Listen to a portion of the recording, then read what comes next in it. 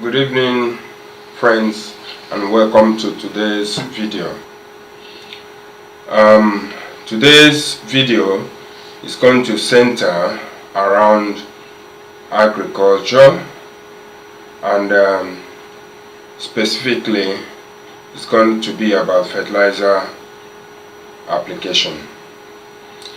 This time of the year, this is January 2018, very early January 2018, and at this time in Nigeria it's usually a Harmattan period, and Harmattan period is part of dry season, and it's usually a time when wind blows down south across Sahara Desert, and usually everything it comes in contact with, it dries up. So there are very few stubborn and stoic plants that withstand that climate or that season, the Harmattan season. So most times farmers, they spend their time doing some other activities in the farm. That's why exactly I want to start talking about these topics. These topics that are centered around things that farmers do when they are not actively involved in planting their crops, nurturing them or harvesting them. So that's why we're going to talk about fertilizer application today.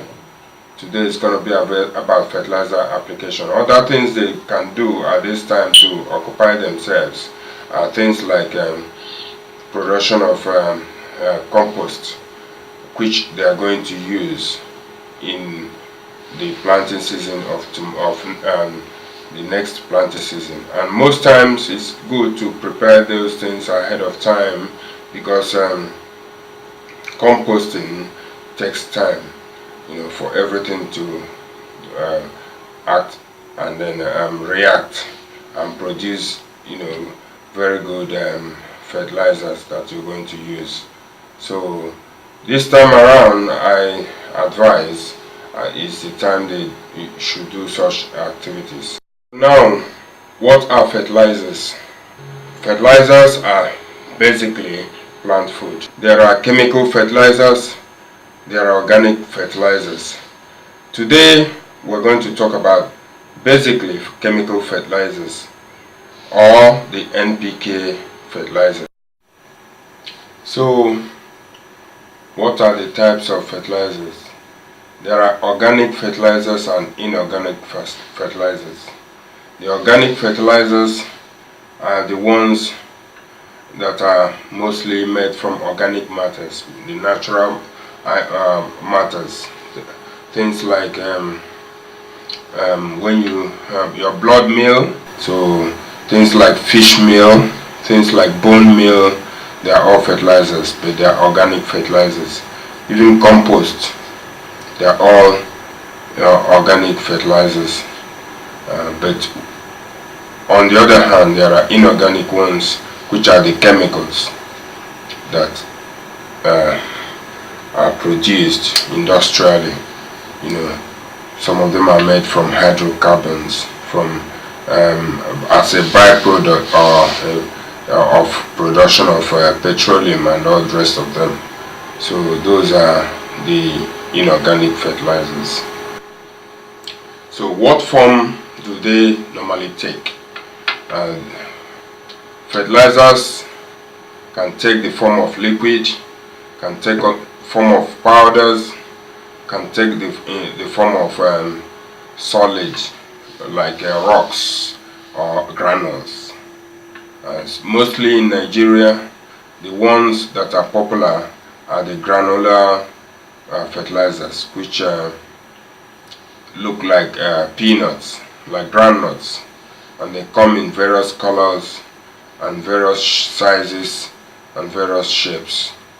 So those are the popular ones, and most times they are slow release fertilizers. Then there are powdered ones that are simply ground into finer particles that look like powders, the talcum powder that you apply, or they might look like salt that you use, table salt, or your sugar, the powdered sugar. So those ones can also come in various colors, and the way the form they take normally has to do with the availability also. The liquid ones most times are readily available in a form that the plants can absorb and then start using immediately. And the ones that are ground down are easily soluble as well and can be readily available. But most times when you read the packet, the label on the fertilizer, it normally tells you whether they are immediately available, or available in a week's time, or available in a month's time, or even 6 months, as the case may be. Most times they state it on the packet. So what are those NPK fertilizers? The N is for nitrogen, P is for phosphorus, and K is for potassium. The nitrogen is in charge of anything from the stem to the above ground. Anything above ground is the responsibility of nitrogen. So if you have some crops that you planted so as to consume the leaves, or if you planted some flowering plants which you want to look luxuriantly lush, or with a lot of foliage, or if you planted your beautiful grass in some green grass, they are usually nitrogen is usually applied to make them look very green and healthy. Then phosphorus, on the other hand, is for anything below ground. Is responsible for root formation, the strong roots.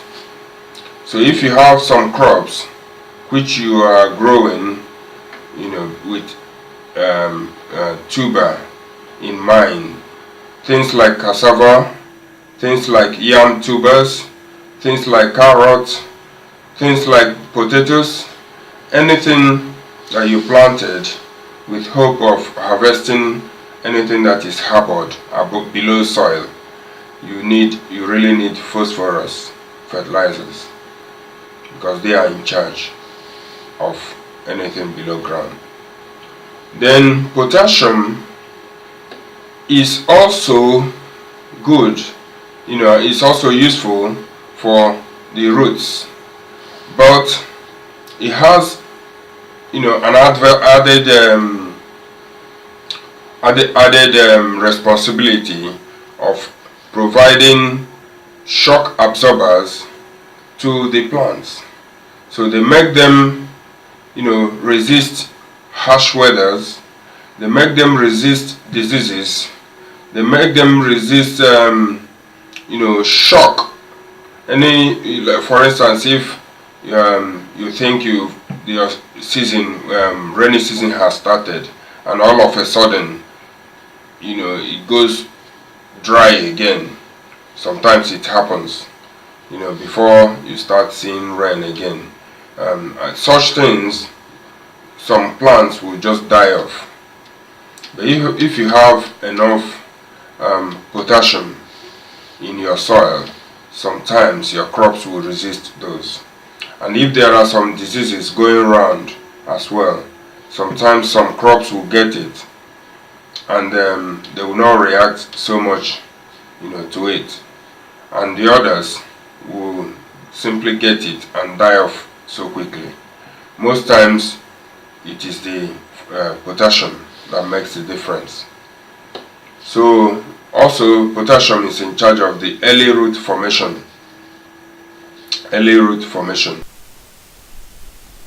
On the packets of fertilizers, usually you find 3 sets of numbers, and they are the ratios and or proportion of fertilizers, the various nutrients in the bag.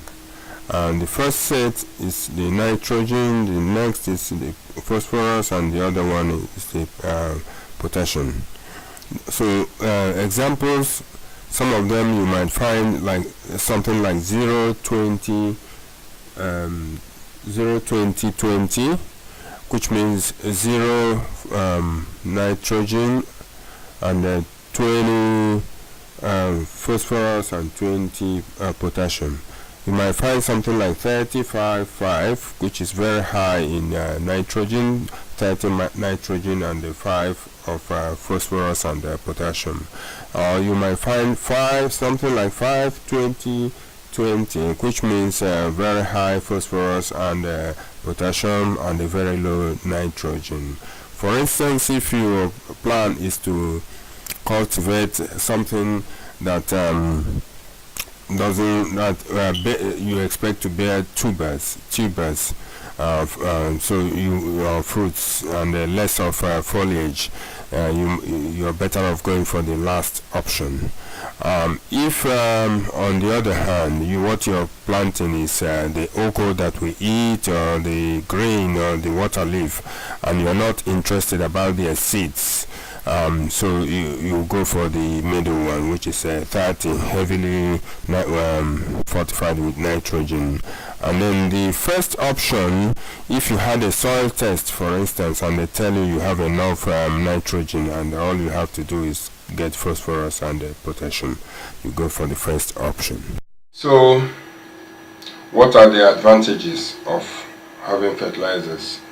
You cannot talk about the advantages of having fertilizers without talking about the level of availability that the fertilizer provides.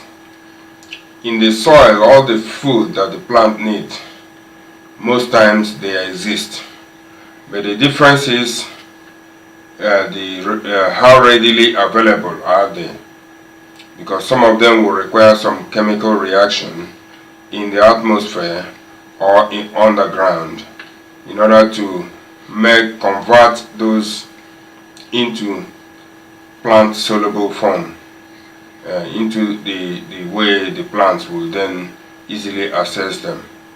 So, but fertilizers in most cases provide the food in a quicker form, quicker than the soil will make them available. So that's why sometimes fertilizer is needed. Like when you have symptoms already showing on the plants, so most times you really need something that would give it a kick immediately for it to start working and reacting to the plant. So that level of availability is the advantage fertilizer provides. So sometimes also you might need it if you're potting your plants with making them ready to transplant. Sometimes you might, because you're potting, you might decide to provide some nutrients that the plant will use to resist some diseases, or to resist some harsh weathers. Because most times if you want to start your seed in the pots, most times they are normally done when the weather is not yet ripe for farming. So to give the plant that extra cushion, you might decide to introduce fertilizers. And also when you transplant, some crops will just go into shock. So if you have adequate potassium, for instance, they will help in that process. So that's for me, that's the time I might reluctantly, advocate fertilizers, use of fertilizers. Most times on the packages of fertilizers, you will find where they wrote the time available when the nutrients will actually be available to the plants. And sometimes it could be immediately. Sometimes it could be a day or two or weeks or months and so on. So be careful to read on the packet before you start applying your fertilizer. If not, you might end up harvesting your crops before the nutrients are actually made available to the soil. So you have to read. And also some of the items that release the nutrients quicker might also have a disadvantage of burning your crop, because if they are so concentrated and readily available and the soil becomes too dry, they might end up, just like every chemical, damaging your crop, which you're actually trying to protect. So you have to be very careful in application of fertilizers. So I would actually advocate, for me, I tend more towards composting, because that's what helps to protect the soil and also give you what you want, even though it might not be as quickly as what the fertilizer will do. But the damage of fertilizer most times is not that good. So the disadvantage, indirectly, I've been telling you, is sometimes they cause lasting damage to the soil, because they kill off all the microbes and the organisms that live in the soil that help to make those food available to the plants. And any soil without earthworms and those tiny living organisms underground is dead, and it will take time to recover. And most times it's chemicals that cause it, either insecticides or fertilizers. So if you can keep away from them, fine, that's the best thing to do. Thank you for watching. The reason why I made this video is the experience I had when I was growing up and following my dad to the farm, and having contacts with other uncles that were also farmers, and they used to have this idea, this notion. One day I actually asked my dad, I said, having studied about fertilizers in secondary school, I asked my dad, Dad, why don't you use fertilizers? And the answer he gave me, which is the answer shared by so many people in Nigeria, is that if you use fertilizer, you have a very good foliage and very good vine, but when you pull your yam, you find out you have next to nothing, or when you pull your cassava, you find you have next to nothing. Given that the most things they grown in southeastern Nigeria is yam and cassava, and that is what they use to measure good yield. The fertilizer they used may have been, highly fortified with nitrogen and less of phosphorus and potassium, and that might be the reason why they had the experience they had. And a lot of people share this view in Nigeria. This is the idea they have, but now with proper enlightenment, and if they know exactly what fertilizers that they have, that will help for them to make a better choice. And what they are planting has to relate to what fertilizer they are using. This is an information a lot of people don't know. With the way they retail fertilizer fertilizers in Nigeria. A lot of people don't even know what fertilizers they are using.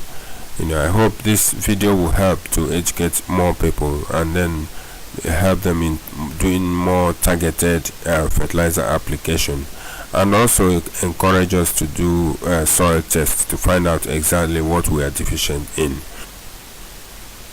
Please share this video, let as many people as possible watch it, and if you have not subscribed, please hit the subscribe button, and so that you will be one of the first to watch our videos when we make them. If you have any comments about things we did well or things we didn't do well, or area you want us to touch, please leave your comments in the comment section. Thanks for watching.